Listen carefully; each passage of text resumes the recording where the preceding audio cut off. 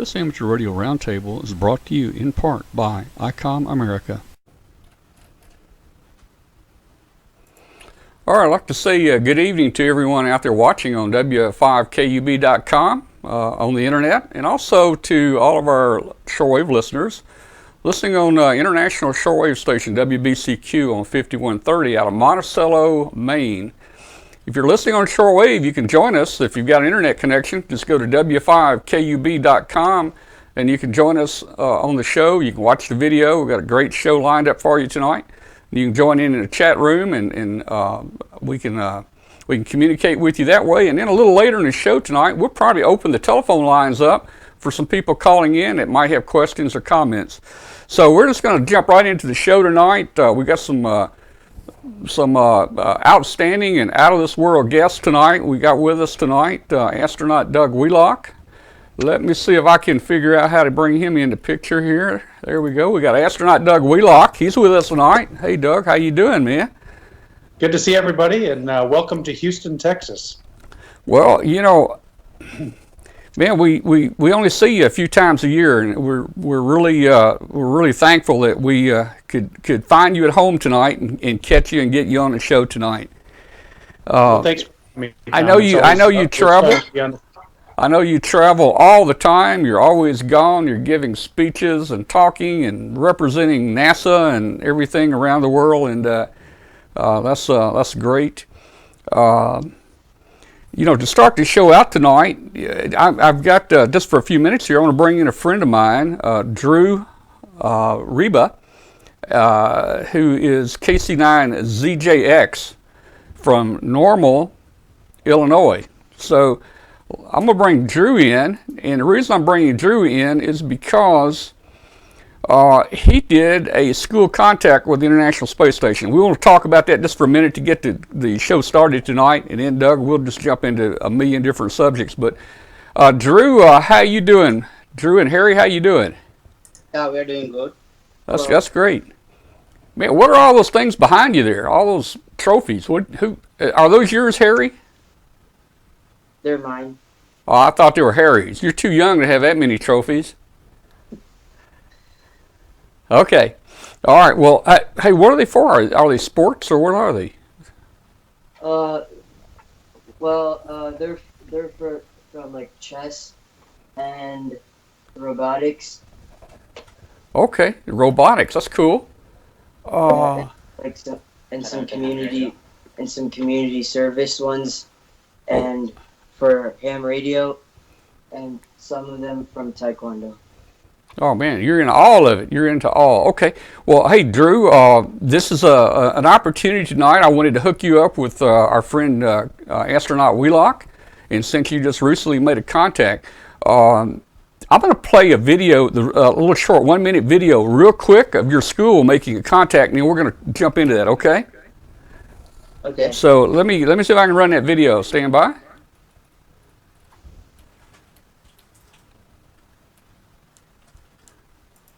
NA1SS, NA1SS. This is Whiskey 9 Alpha Mike Lee. W9 AML com. Over. Whiskey 9 Alpha Mike Lima. This is November Alpha 1 Sierra Sierra. I have you loud and clear. Over. This is Drew from the Chittick Junior High School in Normal, Illinois. Are you ready for the first question? Over. The International Space Station. I am ready. Over. This is Shloka. How do you prepare mentally and physically to go to the ISS? Over. Hired, we have about 2 years of initial training, and then once we get assigned, we have another 2 years of training, so we have a lot of studying to do, and we got to stay healthy so we can work hard up here. Over. This is Michael. What must you do to prepare for coming back to Earth and its gravity? Over. Yeah, so Earth's gravity is strong, so we work out every day for about 2 hours on the International Space Station. Over. This is Siri. What did you do when you were a child that helped you get to where you are today? Over. Hello, Siri. So I think I did good in school, so I studied those subjects that I liked, especially the sciences, engineering, and math. Over. This is Jack. What is the most fascinating part of Earth to fly over? Over. Jack, there's so many great places that it's hard to pick one. Our planet is so beautiful, but I really do like the blue waters of the Caribbean. All right, so that gives you kind of a recap of the school contact. Hey, Drew, were you excited? That's the first time you've talked to the space station? Yeah. What do you think, man? I mean, it looks like you were at the controls there. You were the man with the microphone. You established contact. You kept control of it. Did you think it was going to happen, or were you getting a little worried? Well, I wasn't that worried. I practiced and everything, and Uh-huh. it was interesting and fun. Well, that's cool. You had a lot of questions, a lot of good questions. So, Doug, I don't know if have you seen a space station contact from the school side? That's a great question. I don't know as I've actually been on that side of it. Of course, when I was on board, did a lot of contacts with schools and actually just ham radio operators around the world in their homes. Some of them mobile in vehicles as well. So I don't know as I've ever been on the end where I'm actually in the school with the kids, but that looks like something I'd love to do. Yeah. Well, Drew, it was pretty exciting, wasn't it? What did your school, what all your schoolmates think about that? You talking to the space station? They thought it was really cool, and yeah, they thought it was really cool and fun. Well, hey, there were a lot of parents there too. I'm sure you impressed the parents also. Yeah. Well, there was, and I've got a couple pictures from that too. One of the, let me show a picture or two here, just real quick. You guys made the newspaper. Look at there. You got the headlines there. Students talk to the astronaut. Boy, that's you guys did great there. So you were there. It looks like you've been following us to coming by our booth every year. Look how small you were there. You must have been 1 year old there, based on how tall you are now. So Yeah, that was in 4th grade. 4th grade, okay. And there you are, and you're not much older there. You're there at the amateur radio of the ISS. I guess you're demonstrating some equipment. Yep. AMSAT. Yeah, AMSAT. Yeah. Oh, that's AMSAT. Okay, that's AMSAT for satellites. Okay. Okay. Well, cool. Well, are you? Do you have any thoughts about going into any type of space or aerospace or anything? What are you studying for? Well, I'm not really sure yet. Uh-huh. I'm thinking about it. Well, it's a little early yet, but I'm sure Doug. Hey, Doug, you want to give him any advice on what branch to get in? He needs to go in the military for sure. Get some experience there. What do you think, Doug? Not necessary, but that was my path coming through the military. But that's not necessary anymore. In fact, if about half of the astronaut corps, or maybe even a little less, is active duty military, or has like piloting experience. But most everybody that comes into the astronaut corps they're interested in the STEM field, so they've had some type of schooling and some type of work in those areas as well. So science, technology, engineering, and math. And so my encouragement to you would be the same as my path was engineering. But if you don't like engineering, if you'd rather be in like a life science or something like that, I would encourage you to find the area of science that you really enjoy. Some people love chemistry, some people love biology. Some love mathematics and more analytical things, and some enjoy engineering. So, as you're coming up through school, don't be in a rush to have to pigeonhole yourself into something where your interest may not lie. In fact, I would encourage you to try to get exposure to all different avenues of science, and so that way you can make a better what area of science you're most interested in. So I look at ribbons and things behind you. You've obviously discovered a part of science or technology that you really enjoy, and so I would encourage you to focus in those areas. and focus your schooling in that area, and then just always be curious about the world around you. And so when we stop being curious, we stop learning, so just always ask questions to try to discover new things about the physical world around you. So. Well, I think that's good advice, and I can tell you from all the things that Drew has told me, it looks like he's. I can't even play chess myself, so I don't know. Boy, do you play chess, Doug? Yeah. Yeah. Do you, Doug? Yeah, I don't. I used to when I was a kid, but I'm not very good. So I'm sure Drew would scold me on the chessboard. Yeah. Okay. Well, hey, Drew, we're going to drop off with you here. We got a lot of things we wanted to talk to Doug about, and we have limited time tonight, but we wanted to hook you guys up and let you guys meet each other on here and chit chat a minute and talk about your experience with the school contact. You have any questions, Drew? Yeah. Okay, let's do them real quick. And for a school contact, and Doug could probably give us better numbers here, but for a school contact, sometimes it takes 1 or 2 years to schedule that before it happens. So it takes long planning. It does, and because they have to align the astronauts' schedule as well. Since normally the ham radio operations on board is usually done on the astronauts' free time or when they have spare time, and we run the space station on Greenwich Mean Time. So normally it works out great for schools in the U.S. because in the evening when we are off duty or we've had all of our science done on board the station, it's the evening Greenwich, which is I'm on Central Time here in Houston, and so right now Greenwich is 6 hours ahead of Houston. So it's good for school contacts in the U.S. when the astronauts are off duty in the evenings.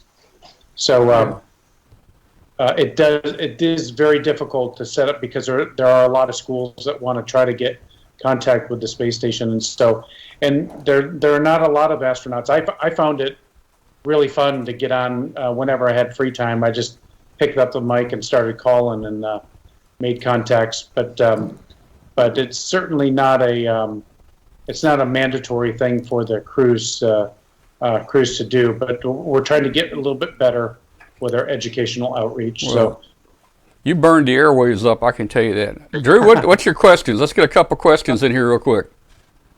Well, do you have internet in space? Do you have internet? Yeah.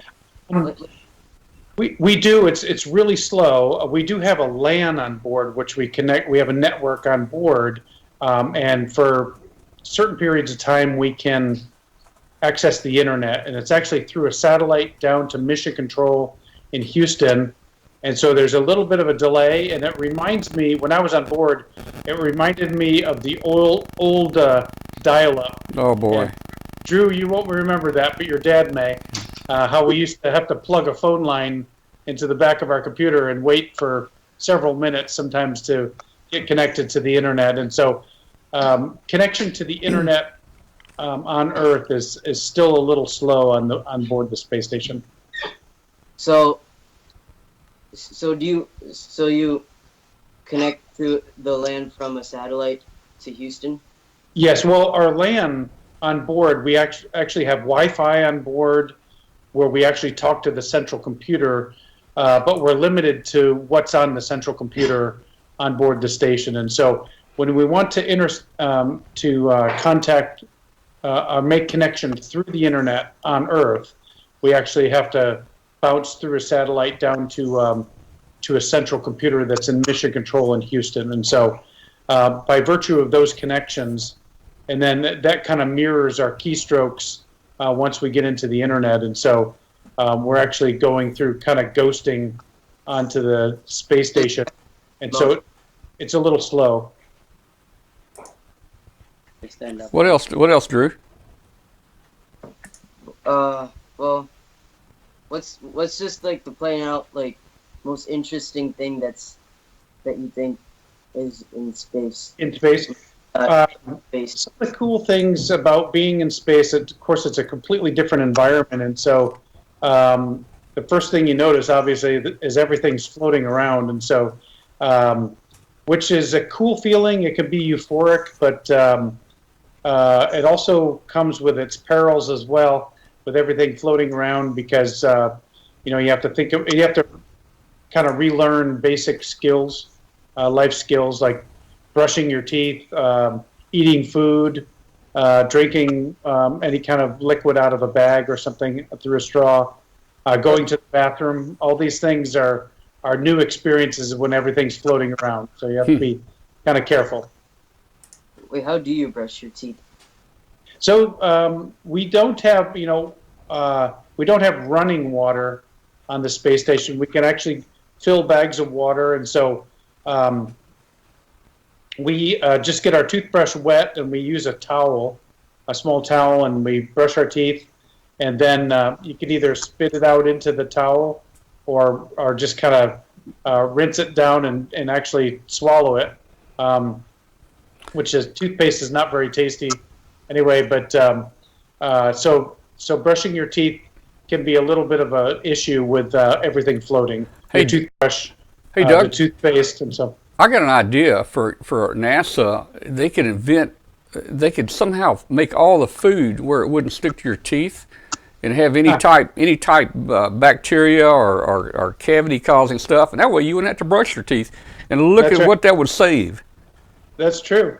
Well, interestingly enough, last week I was in New York on a science. We're on a science mission to what was called Destination Station, and we actually went to Piscataway, New Jersey, to talk to Colgate-Palmolive about the toothpaste that we use on board the station, and they're trying to do some research on how they can create almost like a waterless toothpaste where you don't need to use water, because on the Earth, water resources are very scarce in a lot of areas. In some areas, there's very little access to clean water, and so they're trying to be good stewards of the environment as well. Mm-hmm. And we kind of replicate that on board the station, where every drop of water, we reclaim that, we recycle all of our water, and so they're helping us with our science of our toothpaste, hoping to do some science on board the space station with this new toothpaste and new skincare and things like that to help make life better on Earth as well. Any more questions, Drew? So, was there ever a time when you just couldn't connect to the LAN, and you couldn't? Yes, there are comm dropouts that we have, and where you kind of lose contact. We can't call. We have an internet protocol, an IP phone on board as well, where we can make phone calls to anywhere on Earth. That's kind of cool. Sorry. How does that work? So it's through through the satellite. It's a connection through the satellite to Mission Control in Houston to a telephone switchboard, essentially, and we place this call. That phone on board the space station is provided by Cisco, and so we can go to our laptop, put a pair of headsets on that has a microphone as well, and we just call up a phone number, just dial it in, and there's about a 2 to 3 to 4 second delay in the comm, but it's you can make a pretty clear connection to anywhere on Earth. So my mom hung up on me a couple of times. Yeah, Drew, you're a little young. You probably don't know this. I'm sure your dad does, and Doug probably does. When they had that LAN problem, the computer they were using was called HAL, H-A-L. Yeah. You'll have to look that up on the internet, okay? Yeah. All right. Hey, Drew, we've got to run. I've got a lot of other questions coming in, and we've got 1,000 things to talk about. Thanks for joining us and bringing your story to us tonight. Thank you so much, Tom. All right, Harry, we'll see you. You guys come by Dayton and see us, okay? Thank you. All right. Yes. All right. Save me 3. Yeah. It's great to see you again, Drew. Hope to see you soon. See ya. Okay. So anyway, okay. Hey, Doug. Did you ever think you had HAL on your as a computer up there? Yeah, in fact, this same trip last week, we went to IBM Watson up in Yorktown Heights, New York, and Watson was the computer that won the Jeopardy challenge against the two best Jeopardy players, and so we were actually talking to IBM about putting something like Watson on board the space station that can help us as a central computer that can help us diagnose problems, triage problems that come about on the station, and help us to monitor the systems as well. All of what we're doing on the space station, of course, is to kind of advance our knowledge of technology so we can bring it back to Earth, and also help us develop spaceships that are a little more autonomous, where we can send back to the moon and onto Mars. Yeah, that's so cool. You've been doing so much, Doug, since we saw you in Dayton this year. I think you left right after that and went to Russia. You were there for 6 months. That's right. I ended up, staying in Russia for cumulative a little over a year again last year, and so it was nice to get back to be with you in Dayton. I came back from Russia in the summer, and so since then I've been assigned as the chief astronaut for the ISS. So that's cool. Everything happening on board the ISS, from supplies we're taking up, science we have going on board, all of our personnel that are on board as well. All that kind of falls under my area of responsibility. So it's a fun job. It's sort of a sleepless job from time to time. When things are breaking or what have you. But we have the crew that's up there now they're landing next Thursday, the 14th of December. They're touching down in their Soyuz over in Kazakhstan, and so on this Friday, in just a few days, I'll head back over to Russia and then go down to Kazakhstan to pick them up to get them home in time. Oh, so you're going back? You're going to go back over to Russia? Yes, I leave on Friday for Russia. Oh, wow!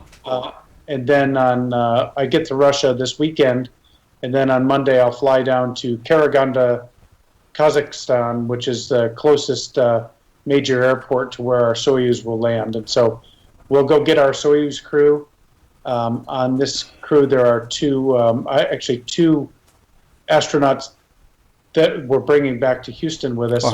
There's actually a Russian cosmonaut, a U.S. astronaut, and an Italian astronaut on this Soyuz coming back, and we'll bring the Italian astronaut and the American back to Houston. And so I'll get them loaded up in a crew return vehicle, and they'll fly back to Houston, and I'll go back to Star City. Oh, man, again, trailing. Hey, Walter, if you see questions in the chat room, would you kind of jot them down, and we'll give you a mic in a minute, and you can ask them. Well, I'm not going to take them right now, but we'll promise you guys we'll try to get your questions. Doug, there's a lot of questions coming in. There's no way to handle it all because I have 983 things on my list to talk about tonight. So it's not going to be in any order. We're going to jump around like crazy. I mean, do you ever have to do that on a space station? Yes. I'll see if I could do it. I need to probably tell... my daughter tells me, Dad, you talk too much. Just short and sweet answers. So I'll try to do a little better with my brevity as well. I'm sure everything's a priority when you're up there, right? Oh man. So hey, oh man, I've told the story before, but guys, I just want you guys to know. I mean, I met Doug about 7 or 8 years ago when he was the commander of the ISS. What was that? That was Expedition 24 and 25, I think, Doug. Right? That's right. I launched in June of 2010, and I landed on Thanksgiving Day, 2010. And I watched you land, and NASA had a great feed on that. I stayed up that night and watched you land, and my mom was with us, and we were so excited to see you come home. And you know how moms are. Yeah, there's my sign. My mom. I talked to her on the phone. Just before we got into our Soyuz to come home, and she said, "Well, be safe." And she said, "How will I know you're okay? You gotta send me a sign." And I said, okay, I'll think of something. And so I got to the landing zone and had this sign from my mom. So I she thought you made that and brought it down with you, but you actually had them make it on the ground, right? had them make it on the ground because Yeah. We were getting to where we were just getting close to Yeah. undocking, and so I called down to my doctors and asked them if they could make me a sign so I can give a sign to my mom. So back to the story I was going to tell. I mean, it's probably one of the most exciting stories in my lifetime as a ham radio operator. But I talked to Doug right 29 or 30 times that month when he was in the space station. He probably got tired of answering me every day. Sometimes 3 times a day. Worked him 3 times from the car driving home from work, and so I mean that was so cool, man. And we've got a big satellite group of people in Memphis that work satellites, and we got into a competition with Kansas City about barbecue. They think they got the best barbecue, and we said we had the best barbecue. So the plan was, if we can get somebody from, the heavens up above, whatever, to say what the best barbecue was, we might win this contest. So I offered Doug, I said, Doug, I want to FedEx you some famous Memphis barbecue. And you know what? You surprised me, Doug. You said, I don't remember the place up there. Is it Corky's up there? Do you remember? I don't know if you remember that. You actually knew. Yeah. You actually knew, and that was so cool. So we sent Doug a barbecue. I arranged to have FedEx barbecue to Doug, and Doug, I was a little afraid that they wouldn't not give it to you because, the world, there's some bad players in the world, and I'm sure they check for things like poison and kidnapping and all kinds of stuff. But I guess you actually got it. Yeah, we have a crew quarters here in Houston, and once we land in Kazakhstan, 24 hours later, we're landing in Ellington Field, just south of Houston, and they whisk us away to what we call astronaut crew quarters here on Johnson Space Center, and we go through lots of medical testing, and there we stay there a couple of nights. There are bedrooms, and there's a kitchen, and there. And in a dining hall, kind of a dining room. And so when I got back, they took all the blood they needed and all the everything they needed for my science, and I did all my testing. And then they said, okay, now it's time you can have your first meal. And they said that I had Corky's barbecue from Memphis waiting for me in the dining room. And so that was my first meal back on Earth. And so I really appreciate it, and boy, that tasted good. You're a very important person, and I would imagine you guys are just like kings. They have food tasters. Do you guys have food tasters down there? No, okay. Not quite so bad. I think they probably trusted you, Tom. I don't know. Maybe they had somebody taste it before I came home, but so anyway, that started kind of my relationship with Doug there, becoming a friend of Doug's, and hey. He's been to Hamvention, I think, 4 or 5 years with us now, and we're trying to get him to come back again next year. Doug, I already got your airplane ticket and your hotel ready, so I'm going to send you the dates. If you will put them in your calendar. I know you're a busy guy, but anyway, so hey, so the barbecue thing, we won the bet, and Doug came to see us. This is about 2007, I think. Was that your first? 7 or 8?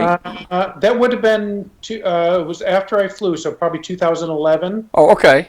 I landed in 2010, so that probably was 2011. Okay, it probably was. And so here's Doug. He came to see us. That's when we were poor. We were outside guys. We battled the elements there for 30 years outside. But there's Doug. He came to see us, and we presented him a worked all Memphis. Well, it was actually a worked nearly all Memphis certificate. We put the names there. The guys here in Memphis were so happy to work you, and a big group actually came to Dayton and saw you there. Doug came back to Memphis last year for a visit, and we went out. I decided to see if I could get the satellite guys together, and we went back to Corky's. That's Doug's favorite barbecue, the best in the world. And there's Doug, and there's some of the Memphis guys right there. So, and just to prove it, there's Doug. He's real happy out there under the Corky sign. And Doug, you're a pretty famous guy. You're right up there with Elvis now. I mean, you're right there. I made the wall. I made the wall there at Corky's. You made the wall at Corky's right next to Elvis. So that's a great place there. And you did verify there that let me get your name off. You did verify that is the best. What's it say? The best barbecue on or off the earth.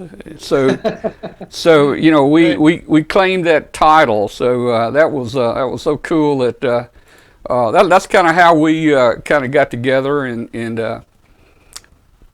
so you know, Doug, I've got just some different pictures here. I want to jump around real quick. Here's one of our friends up in Dayton that picked you up that day. Let me find her. That sounded rough. Well, yeah, picked you up. Yeah, here's Jill, and you know, we kind of put this in space terms. Jill was the person to recover you that day. The day you joined us out there, it was raining really hard and it was muddy, and we called it splashdown. We did not know exact time you were going to splash down or the area. Even though we had you VIP parking places, no one on the staff there knew where the VIP parking was. So Jill's out there running around like crazy, but she didn't give up. She found you. Yeah.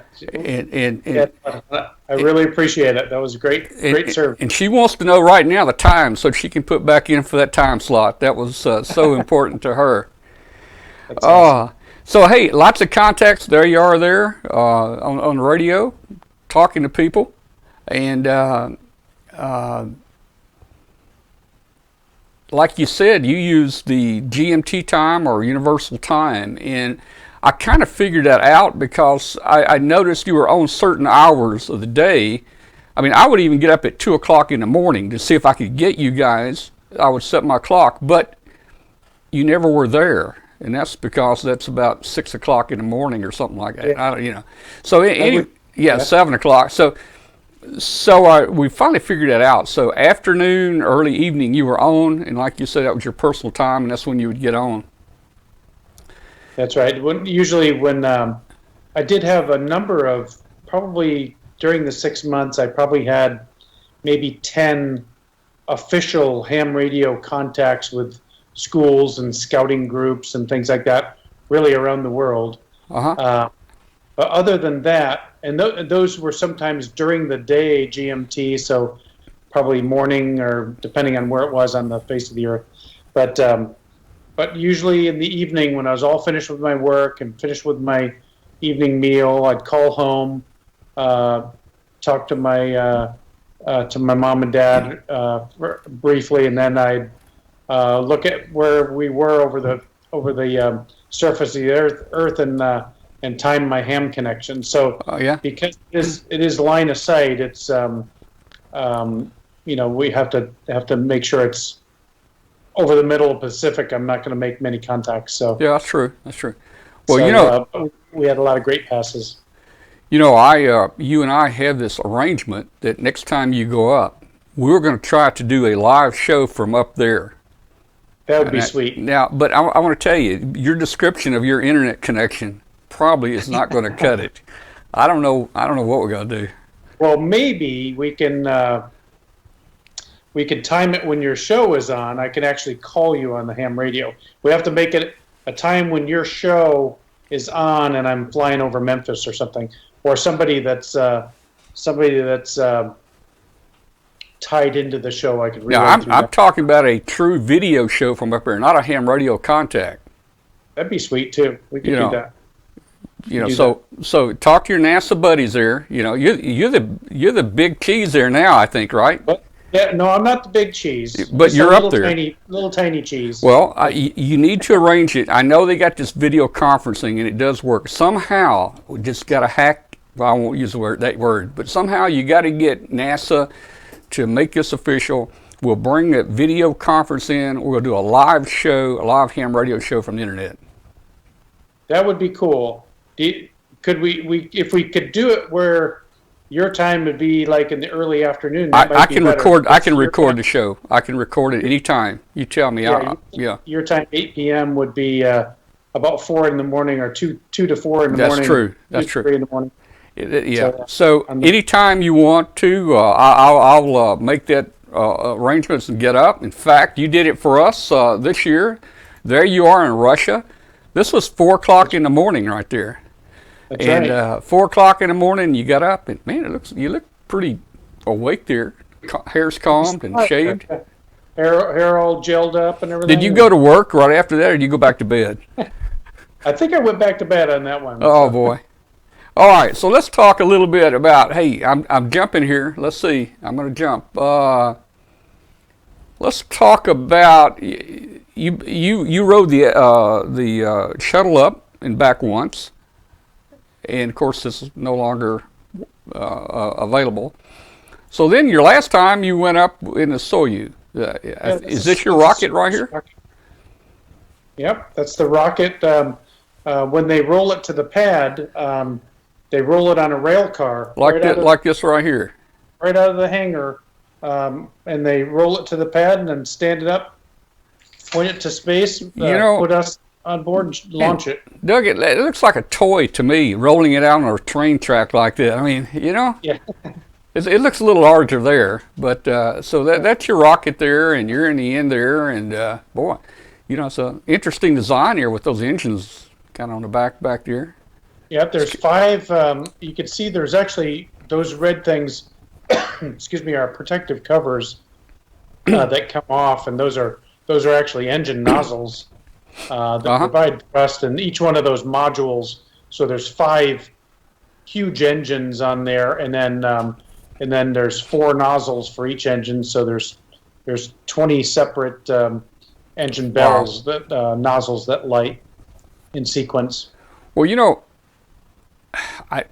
I'm not an aeronautical engineer. You are. To me, that's probably. Don't the Russians go with simplicity a lot in their design? Absolutely, yeah. The beauty of the Russian systems is in the simplicity of they make their hardware and their rockets and capsules and things. They're very robust systems, and they're very reliable, but very simple as well. And so, yeah. And with our shuttle, it was and our new vehicles coming online. The beauty of those are in the complexity of the redundancy that we build into the system, software redundancy, as well as hardware redundancy when able. Well, I hear we spent $1 million on an ink pen that was right up here, and the Russians took a pencil. Is that true? So, I don't know. That's legend. Legend. Yeah. Well, you're talking about software systems. Computers, they screw up all the time, and when you have to reboot the thing, sometimes it takes 4 or 5 or 10 minutes. You don't want that happening when you're flying in a spaceship, do you? Yeah, you don't want that happening. And we face that a lot on board the station because we have a lot of radiation issues on board the space station. So all the time our computers, and we have probably 90 to 100 laptop computers kind of pasted all over the walls and the ceilings of the space station.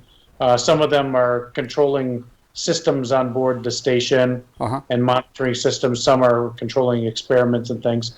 But they all are bombarded with a high level of radiation. But it's part of our technology study as well to help us learn how to build more robust computer systems for use here on Earth as well. Well, here's a quick question in the chat room. How long did it take to roll this thing out to the launch pad? They're down in Florida, it moves like a half mile an hour or something. I mean, what do they do? What the Russians do is drive it out there at 20 or 30 miles an hour?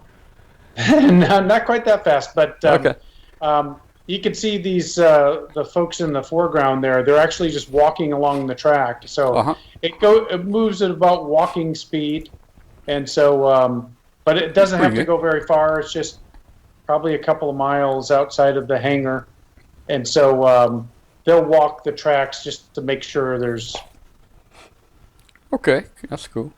Are you still there? Or something, no problems with it. although All right, your internet is freezing just a little bit. Are you hearing me okay? I can hear you Okay, fine. all right, it's Can you working. hear- It's working. Okay, okay. So let's move on here. Hey, you go up in this rocket. You know, they light all this fuel below you. Are you nervous when they do that? Yeah, there's you have a healthy set of nerves when you're sitting on top of the rocket. It's you've gone through a lot of training, and so but 95% of our training we train for malfunctions, and so we train using malfunctions in simulators and things like that. And all of our studies are, of course, we look at every possible malfunction that can go wrong. And so on launch day, and it was true for the shuttle as well. When I went up on the shuttle, it was actually I found myself sort of on the edge of my seat, metaphorically, of course, kind of ready to spring-loaded to jump into action if we had any kind of malfunctions. And so we had very few things go wrong on ascent. And so as long as that ascent is smooth and the ride to space only takes 8.5 minutes. And so it's pretty smooth as long as everything's working properly, but your mind and your reflexes are kind of ready for anything to happen. All right. Well, there's a question we're going to get into in a minute about you being affected in Harvey, the Hurricane Harvey. We'll get into that in just a couple minutes. So let's see. Okay, you're in space. You have a good time up there. You get up. You talk to all us ham guys that are fighting to talk to you, and then you come back down. And this don't look like a soft landing to me. When something that big hits the ground and all that dirt comes up, tell us about the landing. So the landing is kind of rough. It was pretty windy. It depends on. This is a huge chute. This parachute. It's one chute that the Soyuz comes down under, and it's 1,000 square meters. Oh wow! If you could imagine, 1,000 square meters of surface area on this parachute. So it's an enormous chute. And we landed on Thanksgiving Day, so it was November 26th. 26th of 2010. And it was kind of windy out on the Kazakh steppe, and so it's critical when we hit and we bounced and we hit again, then we rolled over, and then this chute stays inflated. If it stays inflated, it'll drag you across the ground. So it dragged us for a little ways until we can. There's a pyrotechnic. First of all, you have to verify that you're down, and of course, your inner ear is you have the tendency to have tumbling sensations and things like that because the vestibular system is just sort of coming back to life, you know. Well, it looks like you're well protected here with airbags. Yeah, actually, those are that's survival equipment that's between us there. It looks like it's packed with the straps on it as well. Those aren't airbags, but that's our hatch that's open, and we're getting ready to undock from the space station, or getting ready to launch on this one. And so you can see we're kind of crammed in there, pretty tight, in the tin can, and it's quite a ride to space. And how long does that take, Doug? Once you pull away from the space station till time you touch down? Yeah, we actually make it. We can get back to the planet within a matter of minutes. But we usually do 2 full revolutions of the Earth, 2 full orbits. So that's essentially 3 hours.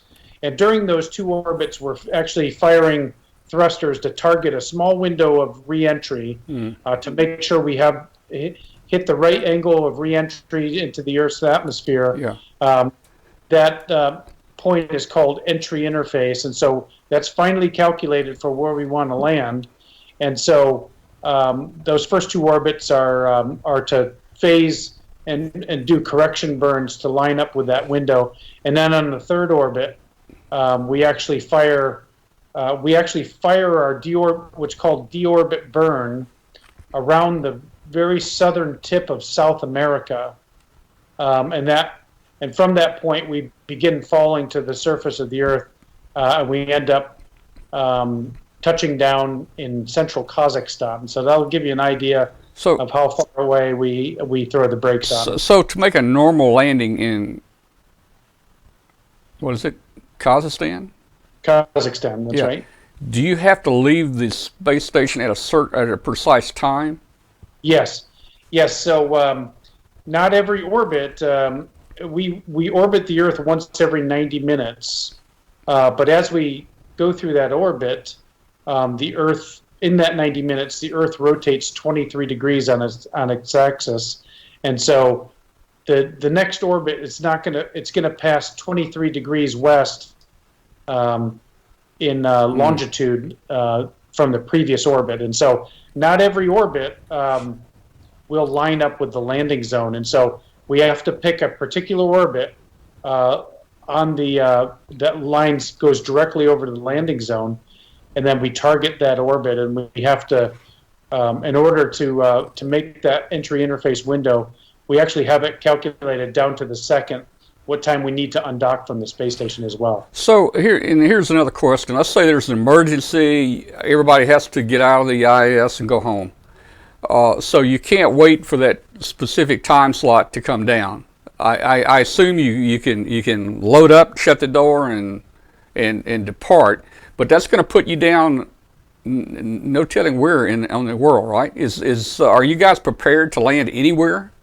That's correct. And we are prepared to land anywhere. All of our crews go through both water survival and winter survival, so we are prepared to land and land survival as well, just normal survival in the forest and out in the wilderness. And so we go through all of those type of exercises with just the equipment, survival equipment we have on board the Soyuz.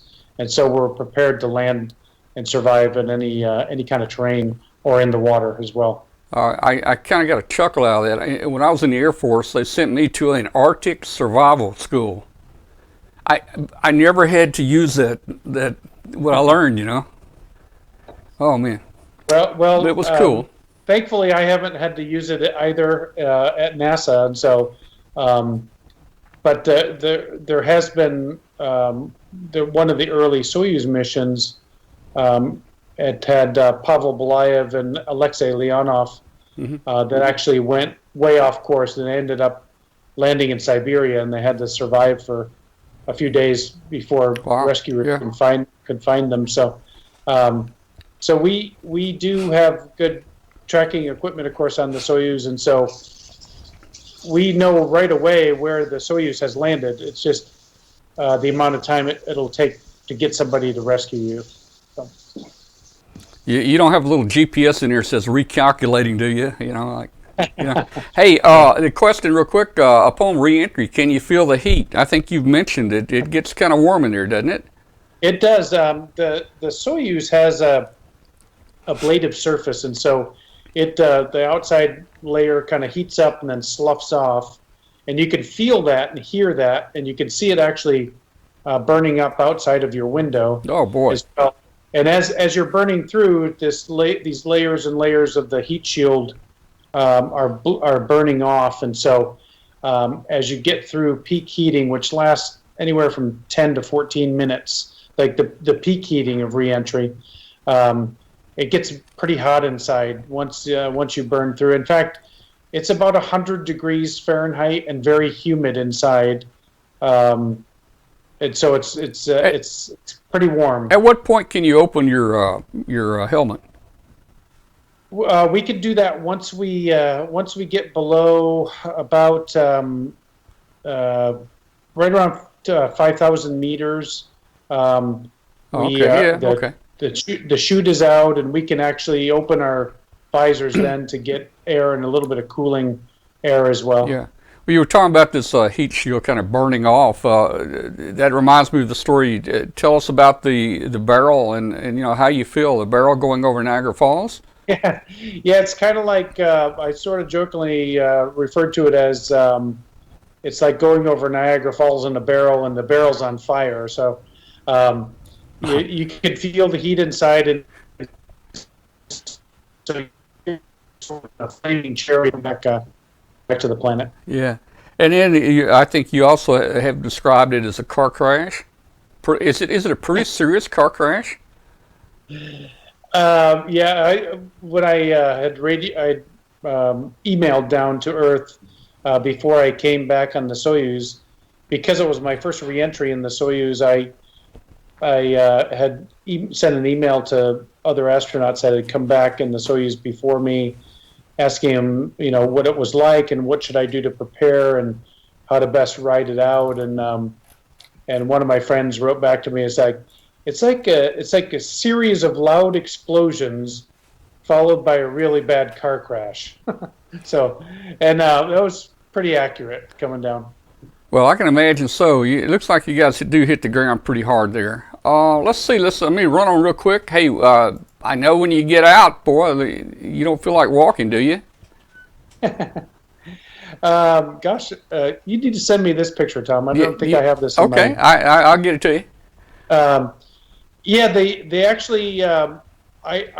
I worked out pretty hard. We have exercise countermeasures on board the space station, so I really wanted to stand up and be able to stand when I got back home after 6 months in space. And so they have a tradition in Russia where they carry you out of the capsule and they carry you to like a little press conference that's in the field, and then they carry you into a medical tent, and that's the first time that they want you to stand up. They don't. It's kind of a I don't want to say a superstition, but it's pretty much a tradition that the way the Russians do things. And then within minutes they throw a big party for you. Yes, there's me with my local Kazakh cap and gown on, so to speak. Doug, when I first saw this back when you came down, I really thought that you were holding a chicken.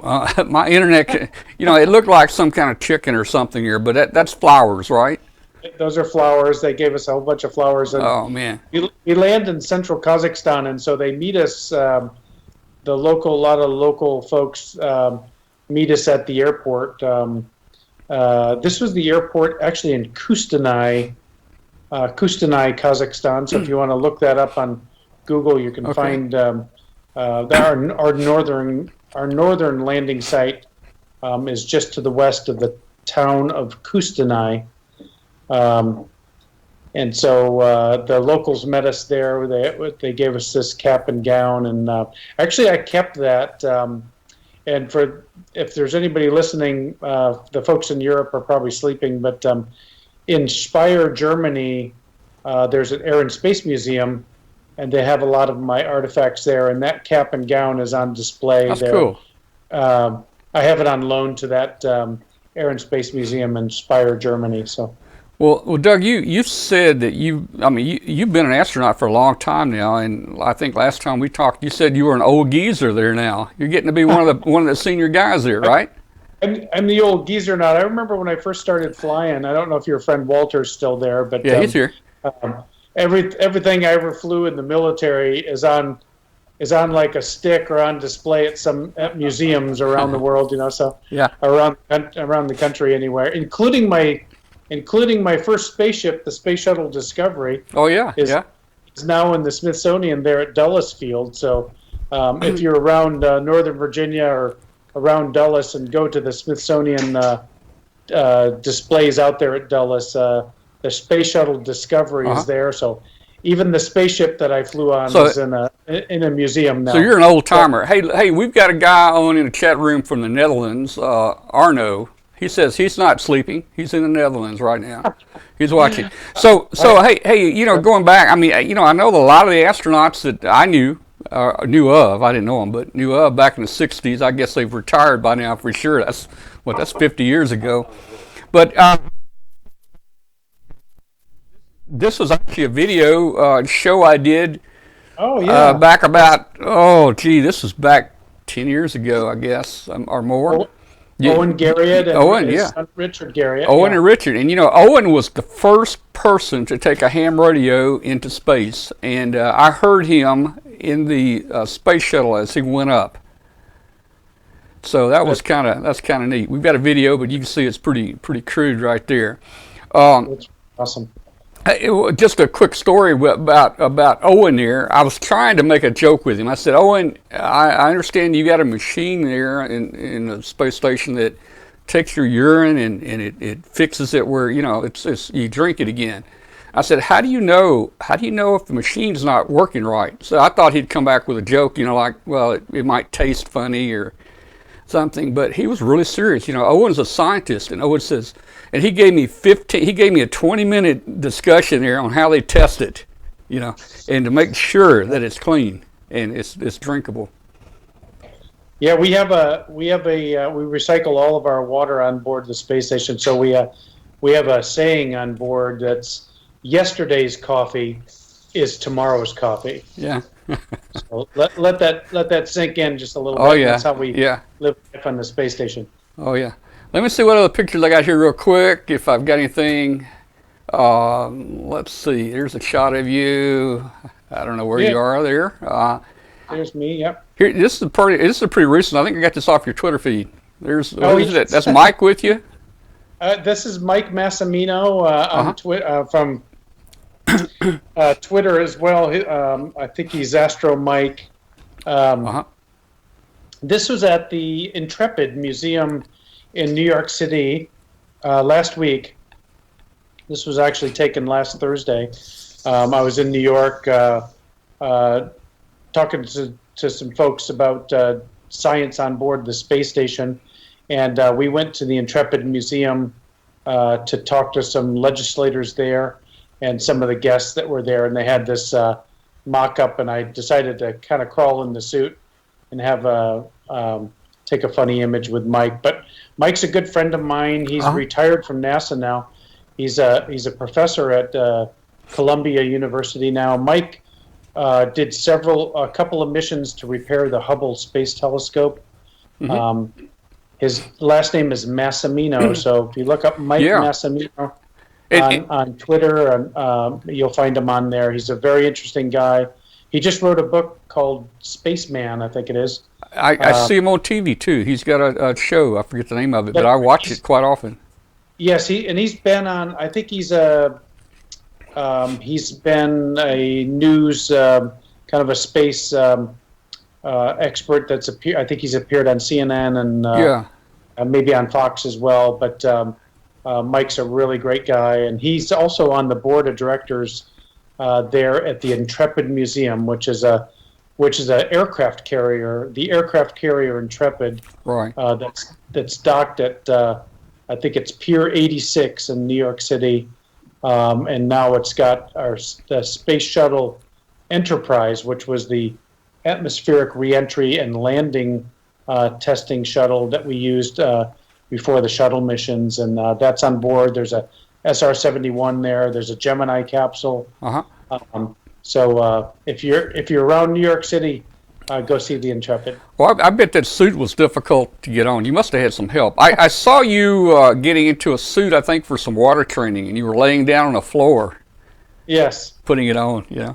Yeah, the lower trousers there, it's called the LTA, the lower torso assembly, which is essentially just a big pair of breeches that you got to put on. Lower torso assembly. Boy, I got some names for everything. Right, that's right. We have to have all those, NASA, we like those acronyms. Even our name, NASA, is an acronym. So it takes, now in space you're floating around, so it's pretty easy to get into the suit. This, of course, was for a photo op, but this suit on the ground weighs about 350 pounds, and so it's really heavy. But in space, it's just floating around, and but F still equals ma, so we have to worry about the mass. Oh wow! As well, so I guess if you fall down, you're not going to get up by yourself. That's true. It's pretty tough. Well, look, hey, I know we're running late. We're going to cut this thing off here in just a minute. You've been to Ham Venture with us a number of times. Hey, there's Jill again. And, my intent to bring you in as a co-host on the show. You're an official honorary co-host of our show. But, man, there's such long lines that line up for you, and, you need to talk to them. And they what I've learned, nearly everybody, a lot of people ask you the same question. and basically you answer that question just like that's the first time it's ever been asked. So that's just great, Doug, the way you handle that stuff. I would think you'd get tired of it.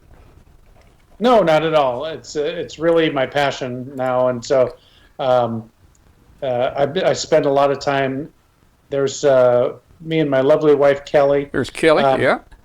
For folks that are listening in, if you have other questions, of course you can send them to Tom, or on Twitter I'm Astro_Wheels. You can send me a tweet, send me a question online, or get it to Tom and he'll get it to me, and I'll try to get an answer to you as well. At least you did break away a few times. You're helping Kathy give away some prizes. And we gave away, your call letters in a space station was NA1SS. And Hambot picked a call N1ASS, and we saw that thing. I think we about flipped out. We thought it was you, but it was a N1ASS, and then we thought somebody was pranking us, but it was a real call. Yeah, I think that they probably would have thought I'd rigged the system there if I called up my own. Yeah, right. Hey, just real quick, how your eyes doing? They're doing good. Here's me undergoing some testing. I had some vision impairment due to my long duration stay on the space station. It was a kind of a combination of a number of different things that were going on. Since I came back from space, they've actually lowered the CO2 level on board the space station. When I was there, we had 5 millimeters of mercury of 5 millimeters of CO2 allowed for our red line, and we've lowered that to 3 millimeters now, and we found that it has less impact on space vision. So I'm kind of a ward of science right now, where for NASA, where they're looking at my eyes and trying to help us better understand physiology in space. I'm sure that's not fun when they start poking in your eyes. It's actually become a little more tolerable, I guess, with all the testing I've gone through. So, all in the name of science, though, I say, Tom. All right. So there was a question a minute ago about. Let's see. There's a question a minute ago about they want to know the name of your dog there. Yeah. I have a little dog she's sitting actually right here beside me. She's sleeping, but her name is Lily, and this is Lily. When I rescued her, we're inside of it's kind of an old, it used to be a supermarket, and after Hurricane Harvey, my daughter works as a vet technician in Sugar Land, which is southwest of Houston, kind of near the area that was pretty hard hit on the south side of Houston, here, right along the coast. And so they took in cats and dogs and horses and cattle and parrots and things. And so, and this is us at helping a family kind of redo their house. They got flooded. They had about 3 feet of water in their house, and so we this is through my church. We went and helped out a lot of folks, and we rescued this little dog, Lily. She was actually rescued from Beaumont, which is a little bit east of Houston. She's a little Chihuahua Wiener dog mix, and she's just now my best little buddy. We went to it's a group called Houston Pets Alive, and you can see the shirt there. That's the director of Houston Pets Alive, and they rescued a lot of these pets to find them homes, actually all over the country. And my daughter called me. She said, "Dad, you got to come get this little dog. She needs a home." And so, and she is laying right here beside me now, just kind of crashed out. Yeah. All right. Here we go. Now, Doug, So what will it take if I get you an Amateur Radio Roundtable shirt? Will they let you carry it to space and wear it? Yes, and the only payment I would require is some Corky's barbecue. All right. We can probably handle it. Upon return to the Earth. We can probably handle that. Okay, hey, I've opened the phone lines. We're going to 5 minutes, maybe 5 minutes. Doug wasn't supposed to stay this long, but 901-286-1116 is the phone line. If somebody wants to call in and say hi to Doug and Walter, turn that mic on, and you got a question over here real quick. We got a few questions. Doug, somebody wants to know how the temperature on the ISS, how is it controlled, and what's the normal operating temperature for your environment? So we have air conditioning systems, and we have systems that pull humidity out of the air and things. And so we keep the space station. You see them on the astronauts on TV. They're just floating around. It's kind of a shirt sleeve environment. So we keep the temperature around 70 degrees Fahrenheit, and it's fairly low humidity. So inside, it's not too bad at all. We have heaters, and we have a thermostat. We can use. We do have heaters on board, and also cooling as well. We can cool the station through a series of ducting and things like that. Hey, Doug, very good. What's the size of the ISS? No, length and width, if you happen to know that. Yeah, so it's about the size. If you laid it on top of a football field, it's actually wider and longer than an actual football field. And so, of course, not all that's the inhabitable part of it. But the inside volume is about like a 4-bedroom house, maybe like a 2,500 square foot home, and kind of that much space volumetrically. And but the cool thing about the space station, it appears even bigger than that because you're floating around. And so you could use the ceiling, you can use the floor, you can use all 4 walls for your science to sleep on, to hold equipment and your tools and things like that. So every bit of surface area is useful on board the station. Very good. Thanks. How do you do your laundry? We don't. There's no way to do laundry, and there's no shower on board the station. And so we wear our clothes until they're just too smelly to wear anymore, and we actually just throw them out now. We actually use them as packing material in the cargo vehicles that come up. We send that back home or back to the planet full of trash and everything that we're discarding from the space station, and it all is incinerated upon reentry. Hey, Doug, if the space station became decompressed really fast, I know you guys just move around in here, like you're at home. I mean, is there anything you can do? I mean, do you have oxygen nearby? Would you have time to get it? We do. We have oxygen. Of course, outside of the space station is a vacuum, and so we have to have some pressure on our bodies. And so to have a rapid decompression to vacuum, of course, is bad. And so we have, between each module on the space station, we have a series of hatches. So if we take an impact, say, against the hull of one module, and it breaks a hole or knocks a hole inside of the station, of course, we're going to have a rapid decompression, but we can very quickly isolate that module so we can stop the leak of the entire volume of the space station. And of course, the first thing to do in that type of emergency is we have lifeboats on board, which are our Soyuz capsules that we came up on. We have 6 people on board the station right now, and we have 2 Soyuzes that are docked that each carry 3 people. And so first thing in an emergency, whether it's a fire or rapid decompression or what have you, is to get to your lifeboat. Make sure you have clear passage to your lifeboat. So we make sure, but we can isolate that module if one of the modules decompresses for some reason. So if the air went out, I mean, you would actually have time, you think, to, some type of oxygen mask or something? Is that what you do, or? We do have oxygen that we can. We have emergency breathing masks that we have on board to give us oxygen. We can actually, from the oxygen that we're supplying, we can actually what's called feed that leak, depending on how big the leak is. We can feed it for a certain amount of time, but we have what's called a T-res time, which is a time to our reserve pressure and oxygen on below time in our procedure.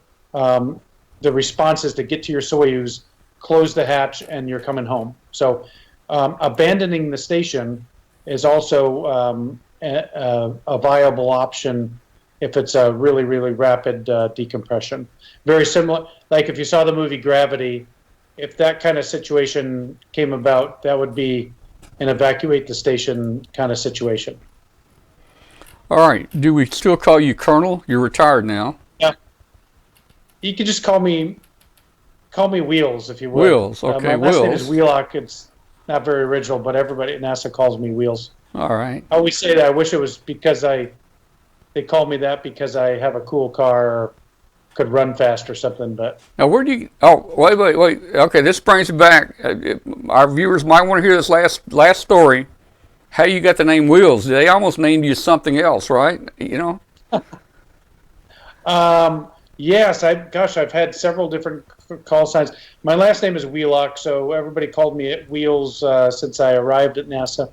But at one point, I had the nickname Cupcake, which I didn't really like too That's much. right. Cupcake. And Flambeau was another call sign that I had earned on different training events. And I don't know if we have time for both of those stories, but I could tell them on a later broadcast if we don't have time. We'll do them on some other time. I mean, we're here all night, but I promised you that we would get you out of here, and I think we're about to take too much of your time there. I opened the phone line up, but nobody's calling in. There have been a lot of questions in the chat room. It says last time I asked that question, we discussed Fruit Loop. Of course, Fruit Loop is the call sign for, what is it, Horowitz, or what's his name on Big Bang, right? And Big Bang Theory, I think he was given the call sign. He wanted a cool call sign like Rocket Man or something. Yeah. But instead he got Fruit Loop. So yeah, he kept putting hints out. Whenever he'd talk to the astronauts, he'd play Rocket Man in the background, but they never gave him that name. Hey, Doug, just one other thing I was going to cover real quick. Las Vegas, you were there during the shooting. Tell us a little about where you were. I know you went there for music, I think. You were going to go to a concert. Tell us a little about what went on in Las Vegas when you were there. Yeah, fortunately, well, my wife Kelly and I were there. It was Sunday night, October 1st, of course, and so we got there Saturday night, the last day of September.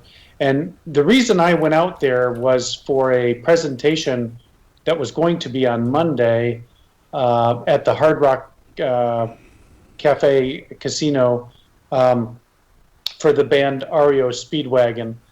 And I'm probably aging myself now, but when I listened to that band when I was younger in my formidable years, and I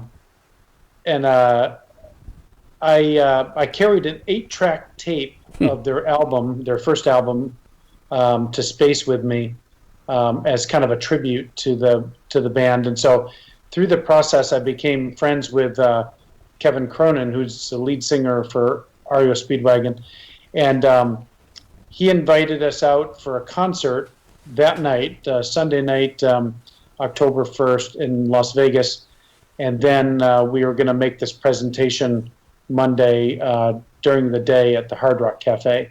And so there's going to be a new display there. It may be there now, but and this 8-track tape I'd carried to space was going to be put on display at the Hard Rock Cafe. Oh, and cool. So we were there at the night of the shooting. Fortunately for my wife and I, we were not at that outdoor concert where the shooting occurred. We were at Kevin's concert, REO Speedwagon, which finished at about 9:30. And so then we were inside at an adjacent property to Mandalay Bay, and we were inside having dinner with the band. In fact, I was making a presentation when the shooting started, and of course we were inside, so we just saw the commotion inside of the building where we were, and then the security came, of course, and said stay away from the windows in the room. There's an active shooter, and to kind of take cover in the room where we were at that time. I think there was the feeling in that casino where we were. It was actually the kind of the restaurant part of that. We were actually in a private dining room, and the thought was that it was a terrorist attack actually at the time, and so they asked us not to leave the room and to stay, kind of to take cover there until they could find out what was going on. And so, and of course, the horror of that whole event unfolded as everybody woke up that next morning. And so, same with us. We were there in that room for probably 3 hours until they figured out it was safe to go to our room. And so we did that, and saw all the commotion, of course, outside, and realized there was something horrible that happened, but didn't really understand the enormity of it until the next morning, early the next morning. Well, we're glad you guys were safe, and it was a tragic event there. Thank you. Well, Doug, it is time for us to stop. All these good things have to stop at times. I'm up in your area right now. Look at that, and you're in orbit there, Tom. You need an oxygen mask. The Earth. Well, I've got a big window there, and it wouldn't be. We played this last time you were here, but it wouldn't be right if we didn't do a little of this in here. Since this show's about space, So we do a little of that. But anyway, hey Doug, thank you so much for being with us tonight, and let's do another show sometime. And there's just so much to talk about, and I enjoy hearing the stories and learning from you. And I think all our viewers probably really enjoyed it tonight. The show is recorded. People will be watching the show from now on. It's on YouTube. So Doug, again, thank you. We hope you can join us again. I'll send you the dates so you can join us up here, and we'll have a good time again. And one other thing. Go ahead. One other thing, you need to try. I know Huntsville is your old home stomping ground out there. Isn't that part of your military experience also? Yes, Huntsville. Yeah, that's right. That's right. And it's also a large NASA place, right. And you need to figure out how to get down there. I think it's August for the Huntsville Ham Fest. It's like friendliest Ham Fest. Friendliest Ham Fest in the world. It's all inside. You don't even have to go outside. So come on down, be with us. I'll get you a room and everything, and love to do that. You'll be a co-host, and we're going to make you work next time. Okay, that sounds great. Doug, again, thank you. Tell Kelly we said thank you for giving us a little bit of your time tonight. Absolutely. It's great joining you, Tom. And I'll send you that picture that you asked for. All right. We'll see you later, Doug. Thank you. Thanks, Tom. Good night, Bye-bye. everyone. Okay, that was astronaut Colonel Douglas Wheelock. Cool guy. I'm surprised we didn't have anyone call in on the telephone, but we did have a lot of questions in the chat room there. And anytime I sit down with Doug, man, you can just talk, and he will explain everything to you. He's the coolest guy to talk to, and we had the unique fortune last summer. Doug came to Memphis. He stayed with us here, and I brought him back here in the studio, and we did a little clip. But we also had a lot of other time, and we talked about a lot of things, and it's amazing, And I'm amazed at what Walter does here. Flies those big A300, that Airbus. I'm amazed that somebody can do that with all those switches and stuff in there. Let me see if I got the new Airbus here. Let me see. There it is. I'm in a new Airbus now. This is a A400 right here. Hey Walter, why don't you come around over here? Bring your stool if you got time, Walter. Come on over here, and you can tell me what all these gizmos are in here. I'm still hoping they're going to teach me someday. Yeah. Well, come on over here. So let me get that out of the way.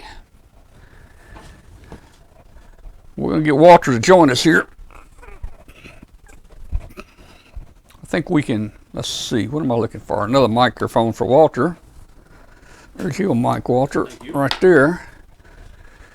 Oh, Walter flies the Airbus. That's a pretty big plane. Not that one. But you know what? The Airbus, that's probably bigger than a space shuttle, wasn't it? I'm sure it was. I mean, they used to put that space shuttle on top of a 747 and Yeah. fly. It's still a good. It's a good sized craft. yeah, Good size. yeah. Oh man. Well, hey, tell me, if you were flying, does that cause issues for a pilot if you got a space shuttle sitting on top of your plane? I mean, you're not using their rudders and ailerons or nothing. I mean, it's just Oh, they would be locked in. it's just locked, right? The extra weight on the aircraft. Yeah. Is that all? Just weight? Yeah. You do have wings that I Well, guess would I give you guess some lift, A wouldn't it? little bit, probably negligible Yeah. at that point. Yeah. All right. So hey, this new A400 here, I don't think it's out yet, but let me scoot it. Well, looks like you got a joystick. They fly it with a joystick there. Looks nice. Is your mic on? No. Let's see. So you fly with a joystick now. Your Airbus, you got a, what do you call it? It's not a steering wheel. It's a yoke. It's a yoke. You got a Yeah. yoke in your Up front. your Airbus. Does that make it flying easier with the little joystick? I mean, could you fly a plane with a joystick like that? Just as easy? Yeah, if you did a little bit of training, you could. I think, from my understanding, is they're all designed at 1G, so no matter how ham-fisted you are, so to speak, What's that mean? 1G. one you're not gonna have any aerobatics. It's just gonna be one gravitational unit as it turns. It's gonna be very gentle. Oh, you can't just. One gentle. Oh, Well, you can do that, but the roll rate's probably software defined, and the pitch and all that is probably software defined. It's got a Yeah, limit but on you it. might need that sometime. What if someone's coming at you and you need to, There's probably some way. We don't see an we don't fly like that, probably so- some kind of override switch. There probably is. Yeah. Yeah. Probably it's like the old button on the floorboard down there, like the dimmer switch. You used to Yeah. do on old cars. You fly in that thing, and you got an obstacle in front of you. You hit that switch in the floor, and they probably use the same switch. It and you is. just turn that joystick and miss it. It probably is. You need some more these mouse things. Need more mouses? Yeah, yeah. Well, let's see. Walter says we need more mouses. Let's see. There's a shot of the mouses, guys. I don't know if we got mice or mouses there. 2, 5 of them. All right. So hey, if anybody wants to call, you can call us on the phone if you want to. Let me put the phone number back up if I can find it. I got so many things here. 289. No, that's not right. 901-286-1116. You want to give us a call, and this is kind of the tail end of the show, guys. We're just talk about anything and everything. They're talking about Cessnas and Pipers. Any 5U. I used to have an Aranca Champ, the 7AC. It was the long-range version. Had a 13-gallon tank, and it had that same stick he's talking about, the stick and rudder. That was a lot of fun. 13-gallon tank. How far could you go on it? About 2 hours, and then be looking to set it down somewhere. 2 hours, not very far. No, they weren't traveling. That's not wasn't a Well, travel. It was it's a two-seater tandem. Yeah, a stick coming up out of the what floor. would 2 hours give you? 150 miles? No, probably 200 miles, maybe. Maybe depends on your headwind. Yeah, yeah. Well, that's cool. Well, wasn't it interesting, some of the things he talked about tonight? That Doug talked Exactly. about, man. It was. And what they don't know is I had about 15 minutes prior to the show to get to just talk to him, me and him. Oh, that's true. Was, That's right. was while you were running around finding those files and stuff. Very interesting. I enjoyed that. Yeah, cool guy, very likable guy. Hey, next week on the show, let's see, next week we've got a short segment about Radio Shack coming back. Radio Shack opening some new stores, and they are teaming up with Hams to put maker fairs or maker groups in those stores. Some of these stores are actually gonna have rooms back there where you can learn to solder and have, talk about technology and answer questions, and maybe even bring some hams from there. you get a chance to actually operate that new Bix. They're asking about the Bix. Here's the new, this is the micro Bix. This is a micro Bix, guys. This is the new one. You know, I built the Bix 40. I built 2 Bix 40s over there. They were 5-watt sideband 40-meter transceivers. I only made 3 contacts on it. All 3 contacts were South Africa on voice on 40 meters. Did you get was it the South Africa version you got? I don't know what I got.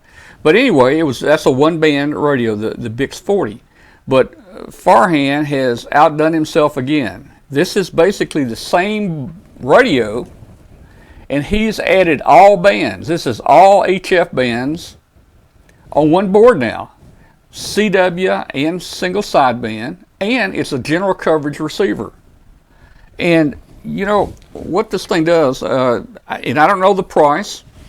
When I was talking to him earlier, he said it probably wouldn't be much more than the Bix 40 was. I've got to think he's going to charge a little more for it. The Bix 40, I think, was $59 or something. He said this didn't have many more parts. Guys, all, you know, surface mount, discrete components are on the circuit board. It's already built. Oh, let's see, my green screen. It's already built. This radio is already built, and what you get in this kit is you get the Arduino and the software that makes it a very solid VFO, and a digital display that comes with this. It just plugs in here. And then he sends you the other parts. He sends you the coax connector. He sends you the power connector, the volume control, the little jacks to plug in your headphone or speakers. All that stuff comes in the box. Wow. And it's already working. It's already tested. All you got to do is just basically plug it all together. You plug like right there. That's, I don't know what that is, but the Arduino will go there, and like your speaker would plug in here, and maybe power plugs in there. You just wire it together and you mount it in a box. This is a all band HF radio. Now these aren't even on the market yet. I don't think he's selling them yet. He told me that they hope to start shipping maybe in another week or so. So we're gonna have Farhan on the show maybe in 2 weeks, and we're gonna talk about this radio in about 2 weeks. But next week, we're gonna talk about Radio Shack, the maker part of it. You know what they're doing as a comeback, and that's gonna be a short segment. And then we got a longer segment about SDR Play, the little SDR receiver. They're going to come on? They're going to be on. We're going to have their developers on from England are going to be on. It's going to be very late for them. It's going to be 2 o'clock in the morning over here. Yeah, it is. But we're going to have them on, and we're going to talk about the SDR Play. And I have an SDR Play here that I played around a little bit, and it's really a nice radio. It's here somewhere. Let's see what they're saying here. KM4YEC, next week we have another soldering class. Okay, I think that was that call. I think that's the one that's going to be presenting the show, part of the show next week. Right, somebody was asking about the website for the for that. It's QRP Labs. Somebody just... No, this is not. This is not that QRP. was not. No. Somebody else said they wanted to build that. I can't think of what they call it. But anyway, QRP Labs has one. You can pick the band. Yeah. 86, Well, this but that's one has Farhan. all the bands. That's This has a whole all different bands thing. in it, and it's already built, guys. It's already built and tested. You just put the external components on, the speaker leads, the power lead, the volume control, the earphone jack. So you didn't wrap all those? No. It's all in this board is tested when it comes out, and the Bix 40 was like, I don't know, $59 total. Mm-hmm. That includes shipping from India. And I was surprised. This, I guess, I told Farhan, thank you. This, I guess, was a Christmas present. This thing showed up yesterday in my mail, and I had no idea. Nice. I had no idea it was coming. So I've got to start building it now. I want to make this even nicer than I did my others. Now, did the other parts come with it? Oh yeah. They're all coming in a box, and let's see. We'll I have find it right. it in a little bit. Yeah, I don't know where it is. It's a clear. Oh, here it is. it comes in a box like this. This board comes in there, and then inside the box, you've got all the parts right here. Look at there. You got volume controls, antenna connectors, and the thing is, these wires actually have little plugs on them. They'll plug right onto the board. How about that? And then this is already programmed. This is an Arduino VFO. It's stable to like, 1 part in probably a million. And I need to get my knife out and cut this open here. I think it's going to take a knife.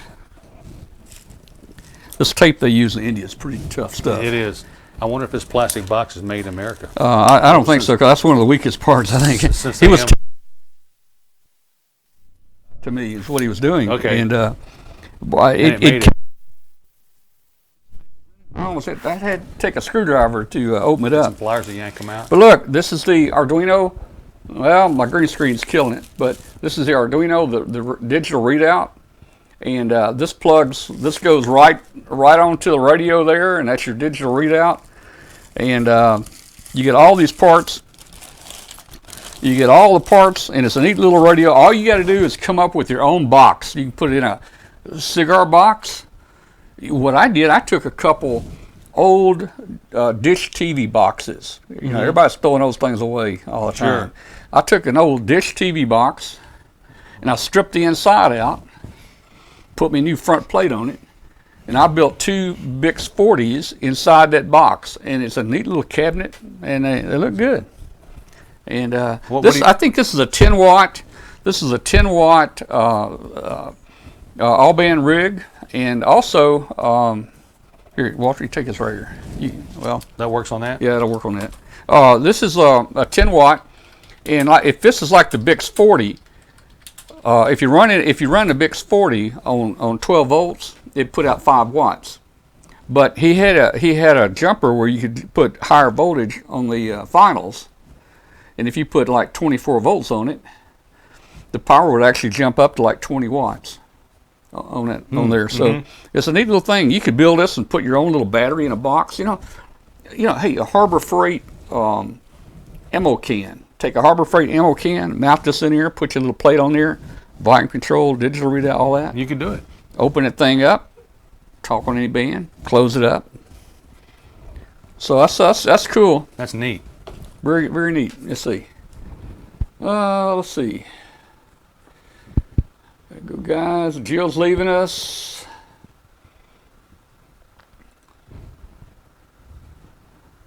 All right. I tell you what. Let's do. Let's open up. Let's open Hangout. Let's open Hangout. If somebody will put the. I can probably do it. Let's see. Where's the mouse? This is the mouse right here. Hangout. There it is on the. It's at the bottom. Where'd it go? There it is right there. I'm going to post the Hangout link, and you guys can join us on Hangout. So here we go. I'm going to post the link for Hangout. Let's see if we can get a few people in here. There we go. Wrong keyboard. There we go. Okay, now let me get over here. I'm gonna bring up Hangout. We'll see if anybody wants to join us on Hangout.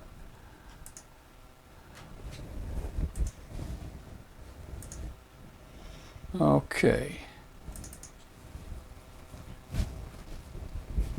I don't know what that. Hangout, right there.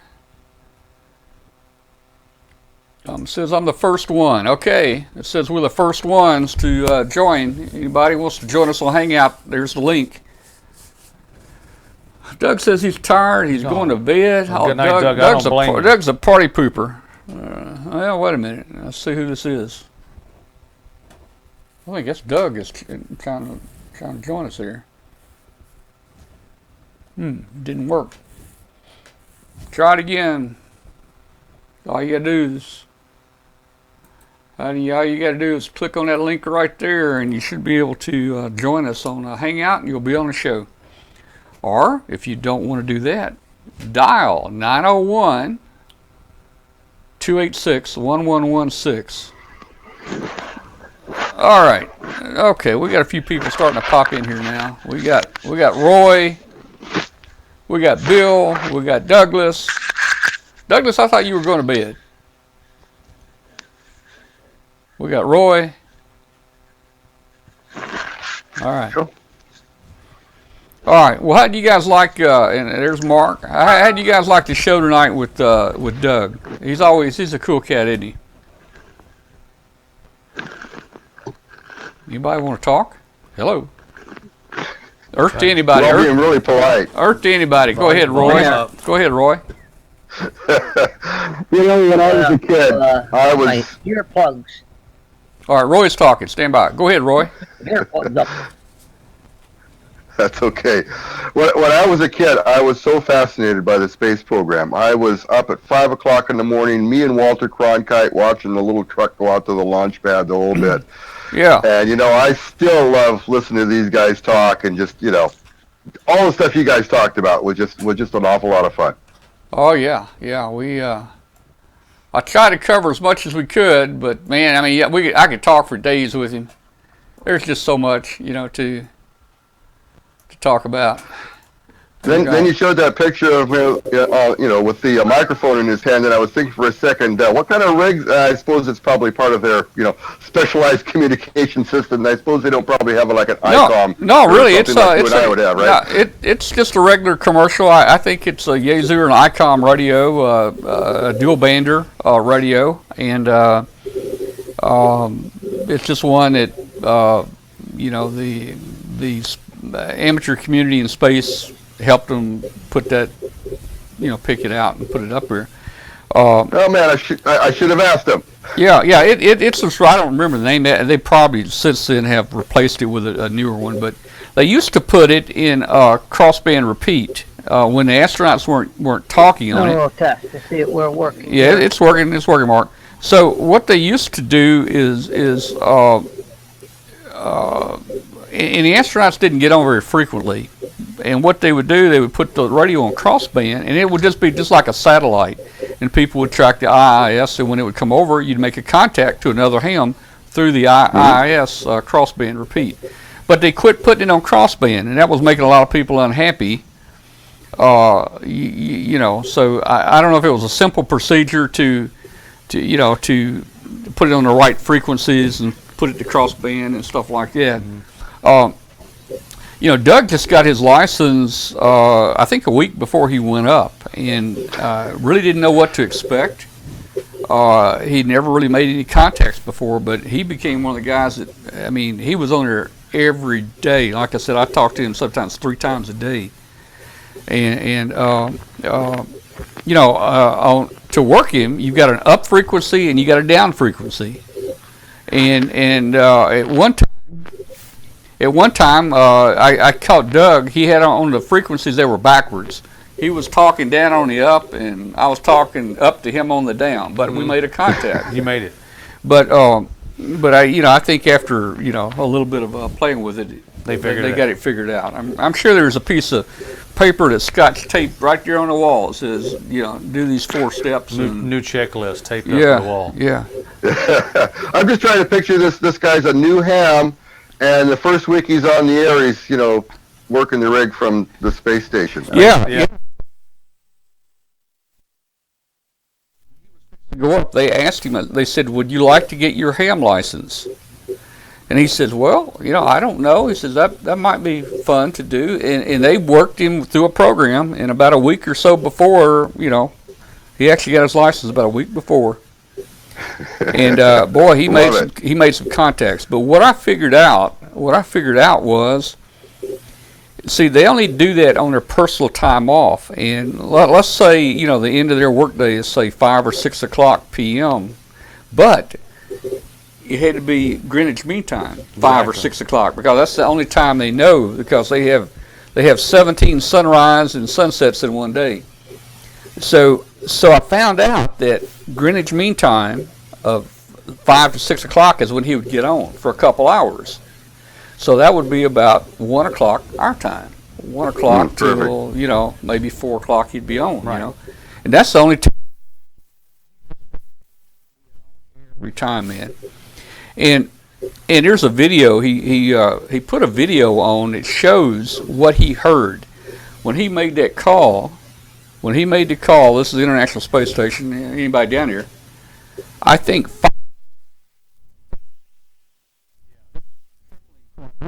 The ultimate pilot. He had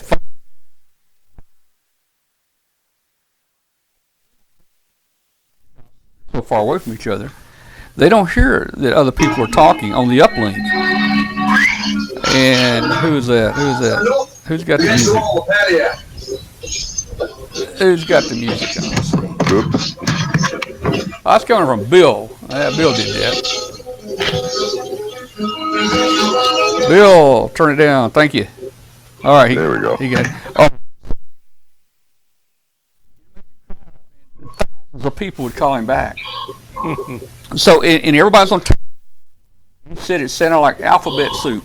All he heard was just letters and stuff. Yeah. You know, letters, and that was it, man.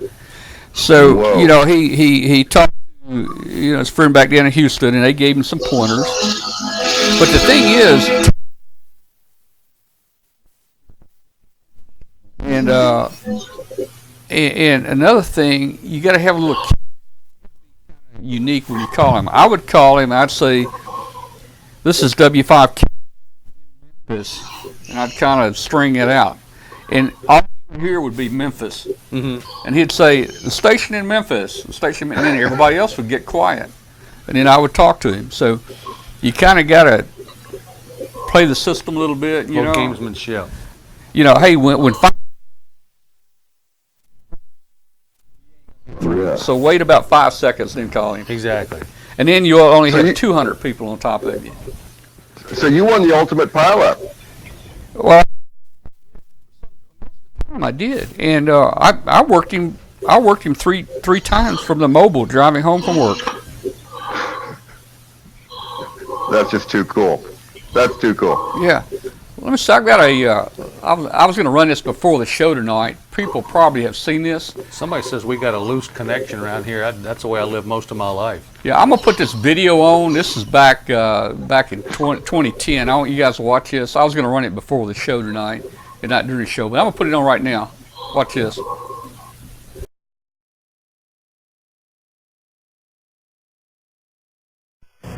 A Memphis amateur radio operator has been talking with a man who is out of this world. It's a remarkable story. He's talking to astronauts on the International Space Station as it orbits the Earth. Action News 5's Ben Watson has the story. Yeah, VK2 APG stroke whiskey 7 from an upstairs room at his home in Cordova. Amateur radio operator Tom Metlin talks with people around the world.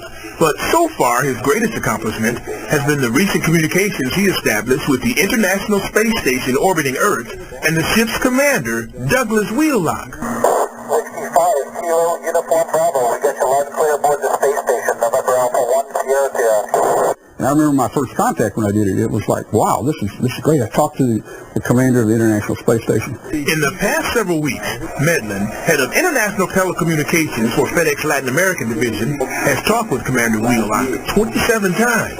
They've discussed everything from weightlessness to the beautiful view from space. That's the Straits of Gibraltar right here. During one of the conversations, they got to talking about Memphis. Then the subject turned to Memphis barbecue. Medlin played that part of the conversation on these speakers. I'm ready for it. I'm ready for it. Is it Corky's up there? Medlin says he hopes to meet the commander someday. Meanwhile, he's already making plans to FedEx some Corky's barbecue to the Space Center in Houston and have it arrive just in time for the commander's return to Earth November 30th. Ben Watson, Action News 5. That's pretty great right there. Corky's just got a cool rat all the way from space. LA1SS, Whiskey 5, Kilo Uniform Bravo. Whiskey 5, Kilo Uniform Bravo, we got you loud and clear aboard the space station, November Alpha 1 Sierra. Okay, Colonel, thank you very much. I know you're coming down soon. I'd like to FedEx you some famous Memphis barbecue if you'll take it over. Oh, I'm ready for it. I'm ready for it. Is it I can't remember the name. Is it Corky's up there? Yes, sir. It'll be Corky's, and I'll FedEx some down to you down in Houston if you guys can accept it. Absolutely, absolutely. All right. Let's see. Turn it down. So anyway, you can see how clear the contact was. It's really like surprisingly clear. Yeah, it is. Now, let's see. Oh, hey Mike, you hadn't seen anything tonight. What are you doing? I'm kind of watching. Hey, Bill. Oh man, are you doing okay? Yeah, I'm all right. I got problems with the computer here, but I'm okay. Okay, it looked like you're huffing and puffing. I didn't know if you were gonna pass out or what there. I was kind of watching you more in the video there. Yeah, we'll have to. Yeah, I'm glad you're watching me. I'd hate to try to do CPR over the internet. Yeah, it looked like you're kind of stressing there. Yeah, stressing. Well, I stress out sometimes when my computer screws up too. I always do. Yeah, yeah. Hey, Walter. Was it? What was that? So, I'm sorry. Say again. I said hello, Walter. Oh, hey, Bill. How are you doing? I thought you were still Well, we're buffering waiting from for the snow earlier. to arrive. I thought you were still buffering. Well, I don't have any up here at Marquette and UP or either. Well, I'm surprised because they've had some down there in Traverse City, and I just don't believe that it just missed you guys. Yeah, they have some over. Well, yeah. Down there, they're not familiar with the Copper Country and the Keweenaw Peninsula, but they've got about a foot of that just in the western UP today. But we didn't get it here. They had some in the forecast for Memphis for like tomorrow, the next day, but I think it's gone now. I think it's Friday. Well, it's supposed to be north and east of here. Is it? Thank goodness. Yeah. I mean, like, an eighth of an inch. You can't even see the road at that. That's right, boy. If we get that eighth of an inch, it's gonna be heck to pay around here, man. Oh, it'll be awful. You can't see the road, the lines, anything. That's right, man. Tell you what, it's just brutal to drive in. I'm gonna get me a big wrecker. I need a wrecker service, man. If we get an eighth of an inch here, man, we'll be millionaires. What to get a snowblower? Yeah. Clean off people's sidewalks and stuff. Hey, Tom, you and Walter are kind of going wobbly digital on your signal there. Mine is what's happening? Am I clipping or something? Yeah. Yeah, that's something I have to watch with this mic here. I don't know what's causing You it. sound like a cell phone conversation that you're losing the signal on. Okay. Yeah. Thanks. It's clipping, and if I get loud, it's probably gonna cut off. Let's see. Test 1, 2, 3. Cut completely off. So if I hit a peak too high, it'll clip.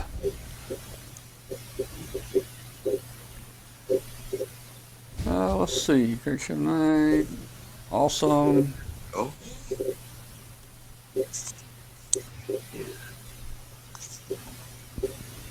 Yeah, well, it was getting kind of hard to understand what you were saying there. Yeah. Took you.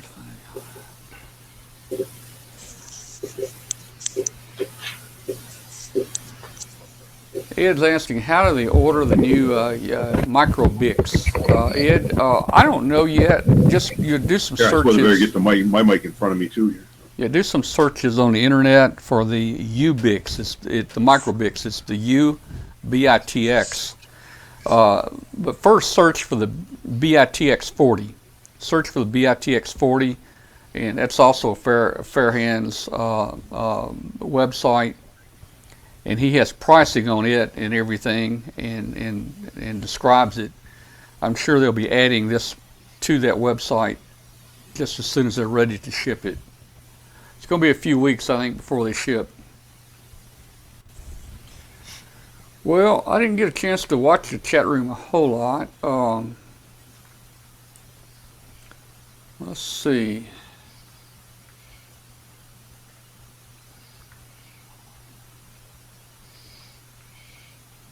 Well, I see you got the photos I sent you on that cobweb I got. Yeah, I saw your pictures. That was cool.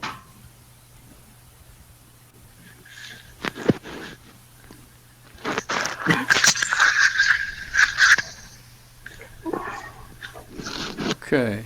I'm just surprised there weren't any phone calls. Yeah, I thought, especially that guy. Yeah, yeah, I figured there'd be a lot of people call in. yeah. Spike said he thought it'd probably be a phone line be busy.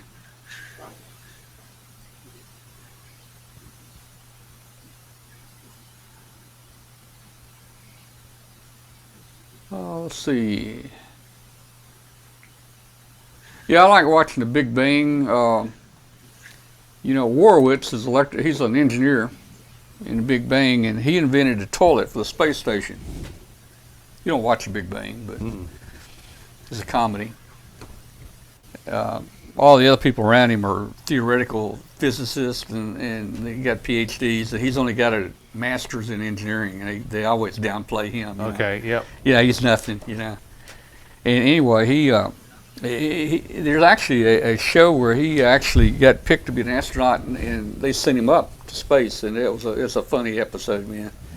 But he invented the toilet up there, and that's what he's known for. And he kept wanting to get a neat call sign, and when he would talk to NASA, he'd put on a radio in the background, a tape, Rocket Man, you know, Rocket Man.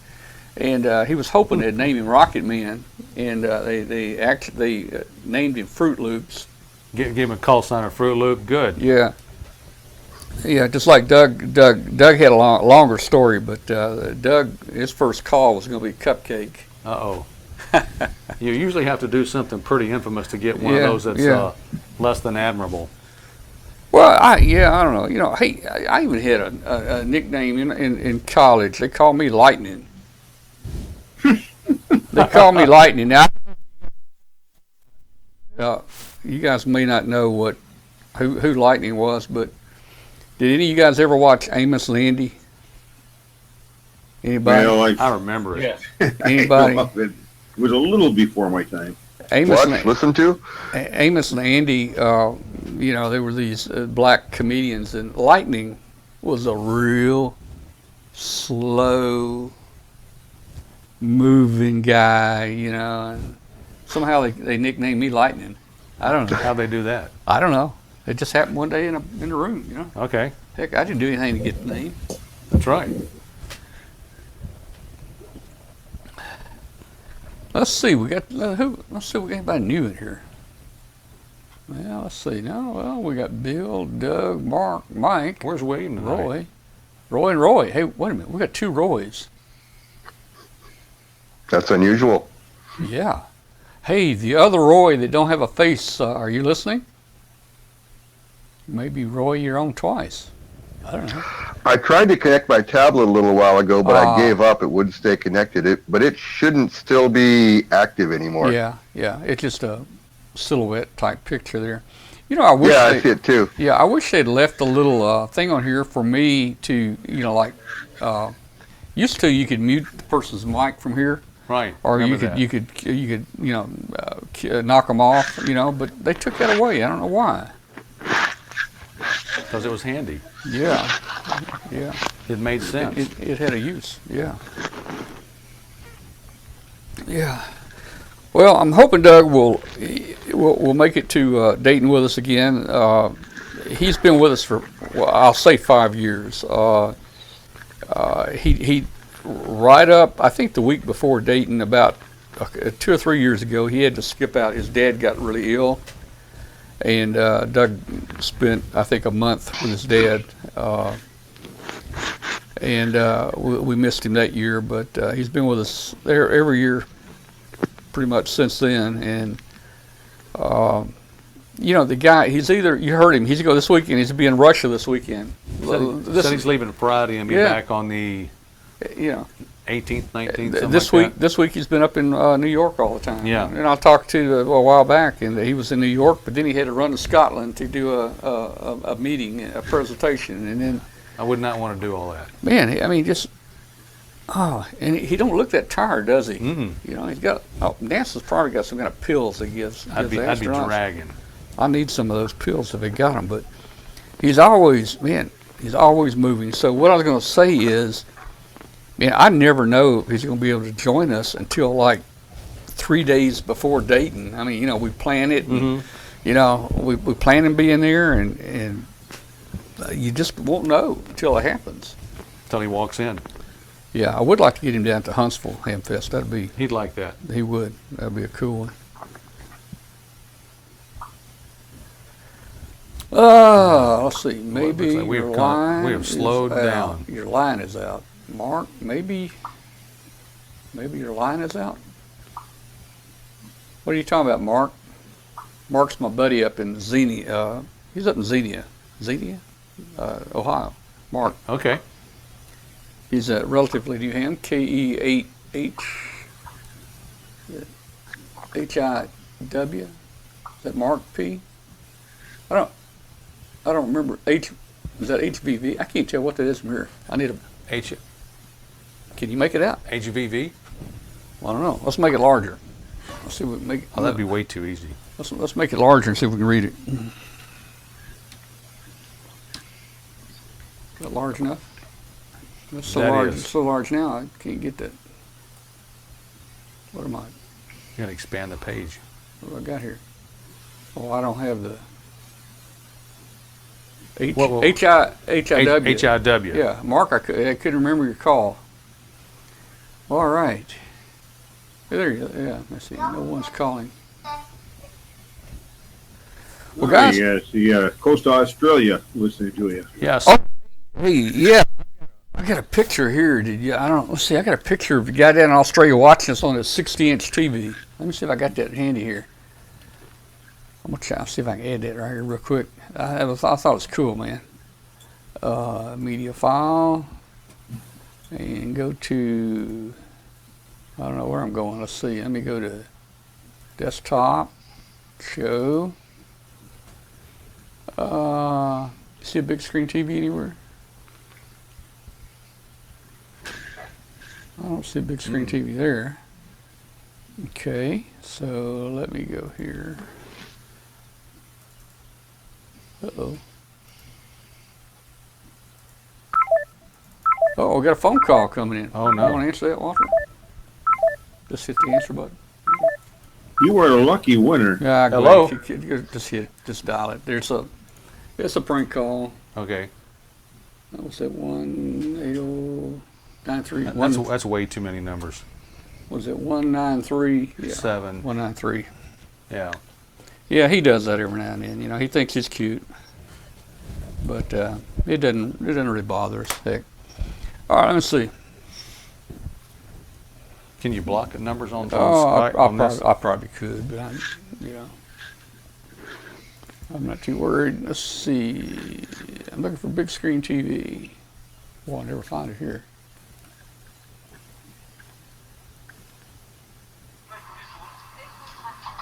I've got so many pictures, it's hard to keep up with all of them. Anyway, a nice shot of our show on looked like about a 60-inch TV down in Australia, so that's kind of cool.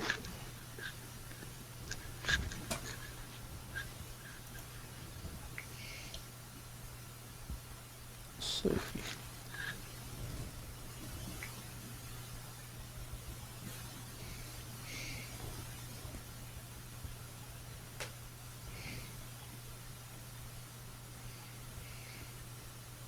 Well, I won't find it tonight. Well, guys, it's getting late. I think I'm going to go ahead and close down the program for the night. I think we had a pretty good show tonight and had fun with it. You probably need a peanut butter sandwich. Yeah, I could do that. Yeah, it was interesting, all right. Yeah, we'll try to have Doug again on. All right, guys. Only I was going to mention. What? Yeah. The Go. What were you saying, Mark? the one I'm trying to think who it was when he was sitting in front of that visual field test machine. Yeah. On the show. Yeah. I seen that. I knew exactly what that was. They do that about once a year to me. Sit there in front of a thing. They align. They have you look at that right there. Yeah. I seen that. I said, "Oh, I know exactly what that is." Yeah. He developed some eye problems up there, and NASA, of course, is making some changes to their environment up there due to what they're finding out about Doug. Oh wow. Yeah, 'cause they do that with me, and they all it is you're supposed to stare at that little black dot right in the middle, and them other dots just keep flying up, and they want you to click that clicker. Yep. And when you see them. Well, I'll tell you, Walter, look at there. We were talking about it. It's Hey, already look at that, started. just like home with that background there. We were talking about it, and it hit here. It hit That's here. the way it'll Hey, look we're out my going to window get that here white shortly. stuff pretty soon. We're dropping in temperature. We're going down fast. Down to 31 now. All right. Oh, I'm down to 21. We're 39 right now. I got to get Doug. Doug will be going back up in a couple years. I got to get him an Amateur Radio Roundtable shirt so he can wear it in space. All right, guys. So we're going to say good night. Talk to y'all later. Walter and I saying 73 to everybody. 73, guys. Good night. We'll see you next maybe week. Doug's got enough pull to get 73. you up there too, Tom. What was that, Mike? Well, Maybe Doug's got enough pull to get you up there too, Tom. Man, I don't know. Hey, in the Air Force, I was selected during basic training. They took me out and they did some NASA experiments on some of us. They took us out to, I don't know, the hospital out there or something, and it was for NASA, and they were doing different things. And of course, they told us, hey, if you get blood, you get to read a Playboy. Well, I didn't want to get blood, so they ran me off another place, and they picked 4 or 5 of us, and they collected saliva, out of our mouth, and they put a tube in there and clamped it on our lip and put a tube in our mouth, and they sucked saliva out.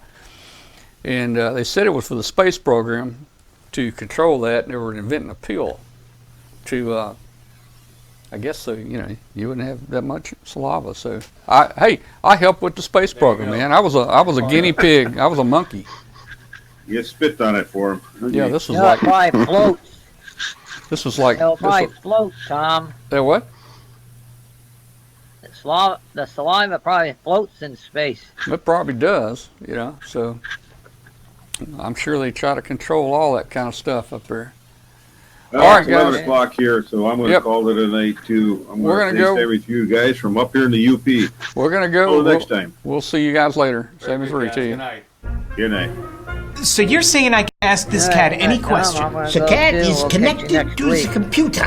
You just type in the question, it will read his mind. There the answer comes.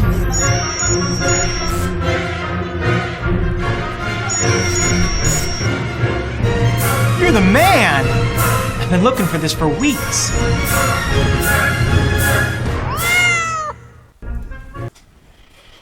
All right, guys. Good night. We'll see you. 73.